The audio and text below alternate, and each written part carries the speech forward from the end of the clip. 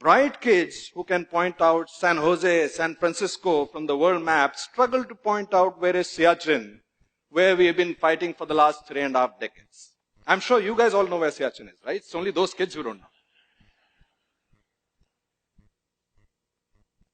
While in the past, our lack of knowledge of our own army would have been shameful and sad, right now it is suicidal.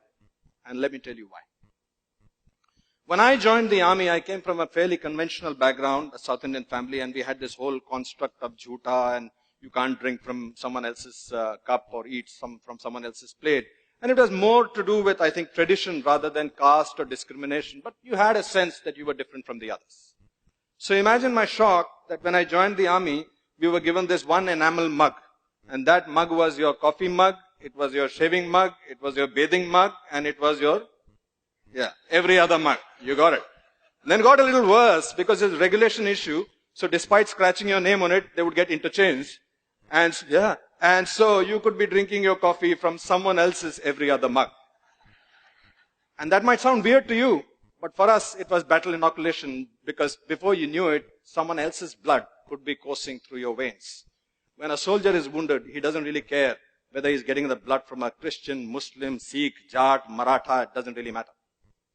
And that way, the Indian Armed Forces is an amazing place. For example, the 1st Sikh unit, the 1st Sikh battalion, is one of the oldest and the most decorated units of the Indian Armed Forces. This was the unit which was airlifted in October 1947 to stop the Pakistani Lashkars who were raiding Kashmir. And this was the unit which halted them at Srinagar. And it's thanks to this unit's gallant action that Kashmir is on the map of India.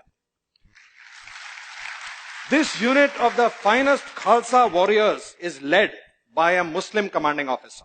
And he leads them not only in battle, not only in exercises, he leads them in the Gurbani every day in the Gurdwara.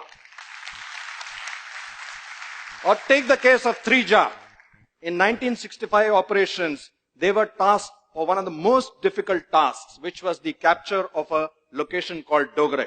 And that battle has gone down in the annals of Indian history as one of the most tough battles ever fought, because it was street to street, room to room, hand to hand. But Dogre was so pivotal for that operation that when their Anglo-Indian commanding officer, Lieutenant Colonel Desmond Hayes, spoke to his men and explained to them the importance of that particular objective, he told them that we have to be in Dogre by nightfall, dead or alive.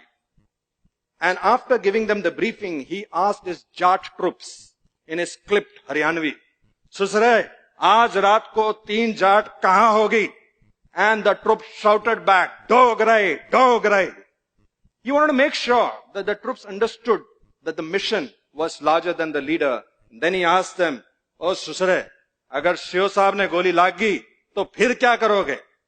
And without batting an eyelid, the senior Jesho shouted back, Saab ji, agar Shio ne goli lagi, to kandhe pe taan ke le jayenge, lekin rukenge Dogre jaake.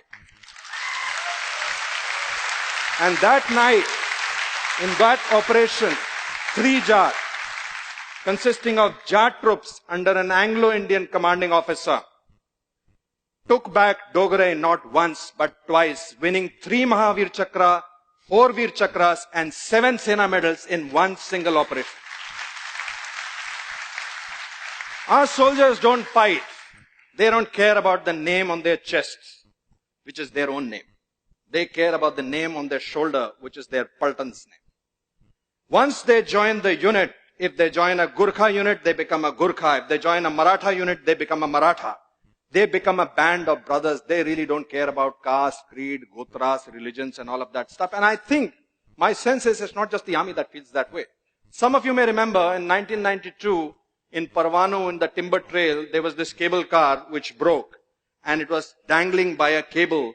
And there were many souls who were trapped inside it, and they were going to plunge to certain death. There's a beautiful story of a Hindu woman who was trapped inside, and she was praying to her gods to save her. And before a little while, they heard the thud of a chopper coming, the thud of a Hepter coming in. And that Hepter was being flown by squadron leader Pali Major, who went on to become the air chief of the Indian Air Force.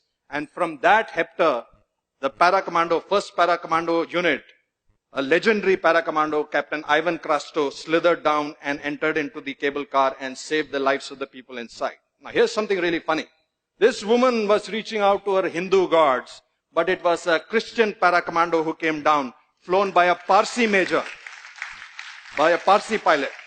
And we have seen this across the board when we are going for rescue into natural calamities or floods or even 2611.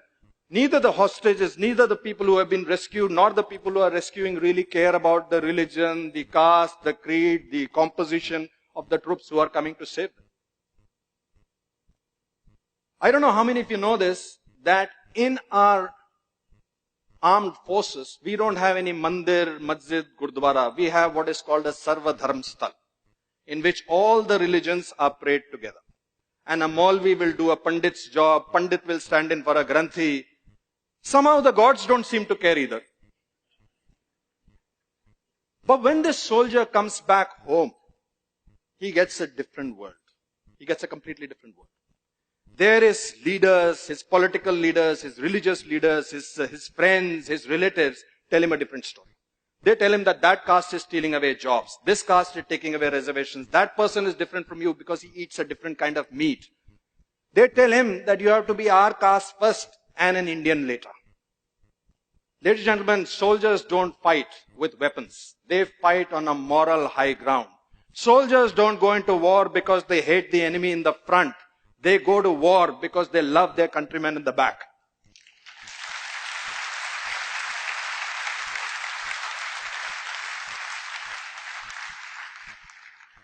Leaders across spectrums have their own agendas. Some people want to win elections, some people want to get more power, and some people genuinely want to do good for their own communities. But we, as citizens, have to realize one thing. That even as I'm speaking to you right now, standing over here, from Kanyakumari to Kargil, there are soldiers who are deployed in every kind of situation. Right now, as I speak to you, there is a captain out there in Siachen Glacier who is already battling 3 fronts. He's got a front of a very determined enemy. He's got a front of a very horrible weather which claims lives almost on a daily basis. And he's battling the front of the nonsense going on in Delhi with Jantar Mantar, with veterans fighting the government, government fighting the veterans. I beg of you, let's not open a 4th front for him. Let's not forget that the strength of this country, which is symbolized by your armed forces, is the unity of its diversity. Let's not forget that. Jai Hind! Jai Hind! Thank you. Thank you. Thank you.